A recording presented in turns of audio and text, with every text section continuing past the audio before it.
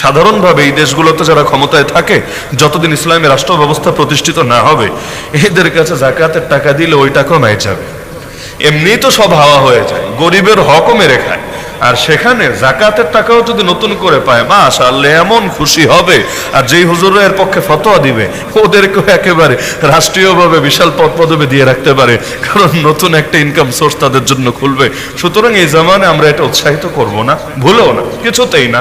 বরং এই জামানায় তাদের থেকে এগুলোকে যতটা দূরে রাখা যায়, আশা করা যায় ইবাদতটা ততটা নিরাপদ থাকবে। কারণ আপনি যদি কাউকে প্রতিনিধি বানান, আমি যাকাতটা না দিয়ে, ধরেন আমি বিদেশে থাকি, আপনাকে দিলাম যে তুমি আমার পক্ষ থেকে উকিল, প্রতিনিধি, তুমি আমার পক্ষ থেকে দায়িত্বটা পালন করো। এখন বেচারা গিয়ে যদি এখানে দায়িত্বটা ঠিকভাবে পালন না করে নিজে মেরে দেয়, যতক্ষণ পর্যন্ত এটা গরিবের হাতে না যাচ্ছে, আমার জিম্মায় কিন্তু ফরজটা ফরজই থেকে যাচ্ছে, আমি কিন্তু দায় মুক্ত হতে পারছি না আল্লাহর কাছে। এজন্য উকিল ভাই বড় জটিল। এমনকি যেখানেই হোক না কেন, কোনো মাদ্রাসায়ও যদি জাকাতের টাকা দেন, মাথায় এটা রাখতে হবে যে জাকাত কিন্তু মাদ্রাসার উন্নয়ন খাতে ব্যয় করলে জাকাত আদায় হয় না।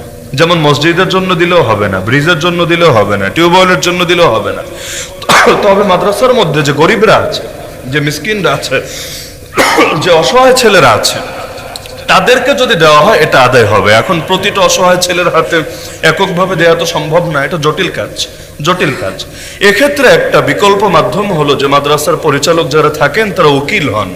তারা নিজেরা জাকাত গ্রহীতা না, তারা জাকাত গ্রহীতা হবেন কিভাবে? তার তো নিজেরই হয়তো নেশাব পরিমাণ সম্পত্তি আছে, কিন্তু মাদ্রাসার দায়িত্বশীলগণ তারা মূলত উকিল হন, প্রতিনিধি হন।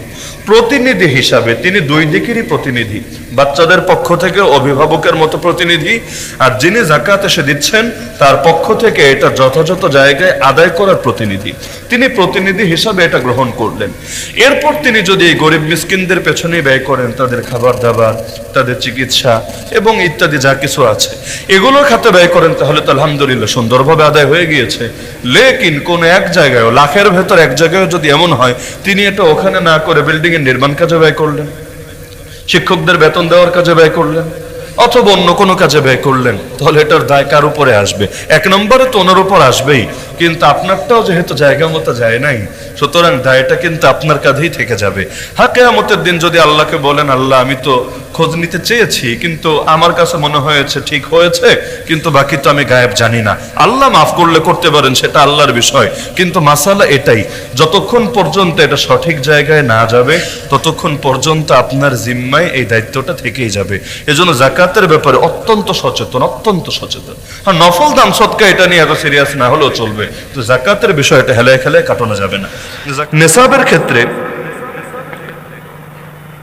বর্তমান সময়ে জটিল একটা ঝামেলা হয় যে জায়গায় এসে, সেটা হলো স্বর্ণ আর রূপার ক্ষেত্রে কেউ যদি স্বর্ণ দিয়েও হিসাব করতে চায়, এক বাক্যে কিন্তু এটাকে হারাম বলার সুযোগ নেই।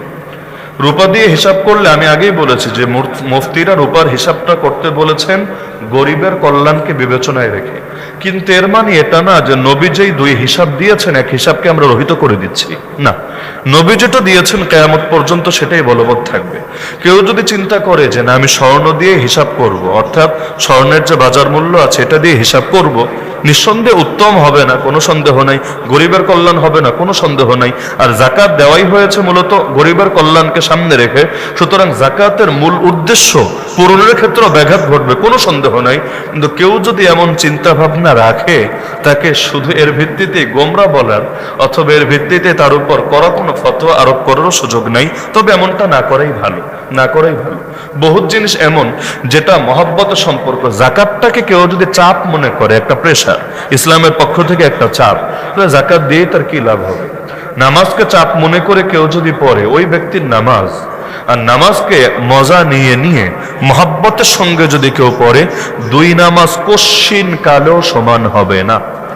এমন বহুত নামাজই আছে, বরং সংখ্যা এরাই বেশি, যারা ফরজ নামাজ আদায় করে এর জন্য আল্লাহ তাদেরকে জাহান্নামে ফেলবে না, ঠিক আছে, বা কিয়ামতের দিন বেনামাজের সঙ্গে হাসর করাবে না, ঠিক আছে, কিন্তু এই নামাজের দ্বারা আল্লাহর যে মহব্বত, আল্লাহর যে সন্তুষ্টি বা জান্নাতের যে উচ্চ মাকাম পাওয়া দরকার ছিল, এর কিছুই সে পাবে না। হাদিসের মধ্যে আছে বহুত নামাজি এমন, নামাজে সালাম ফেরানোর পরে ফেরেশতারা পুরনো তেনার মতো পেঁচিয়ে সেই নামাজকে তার মুখের উপর ছুঁড়ে মারে আর ধিক্কার দিয়ে বলে, তোর এরকম 2 নাম্বার নামাজ আল্লাহর কোনো দরকার নেই।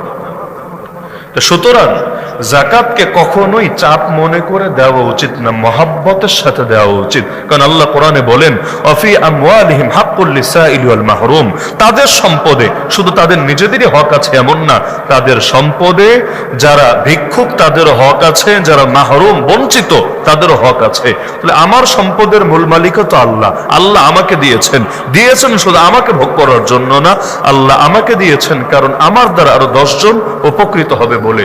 সুতরাং যাকাতকে কখনোই চাপ মনে করবেন না।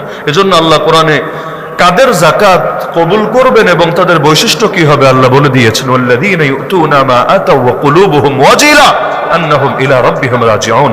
যারা যাকাত দেয় এমন ভাবে দিলের মধ্যে বড় ভয় থাকে, আল্লাহর ভয়, আর তারা চিন্তায় রাখে একদিন তো আল্লাহর কাছেই ফিরে যেতে হবে আর প্রতিটা সম্পদের হিসাব দিতে হবে।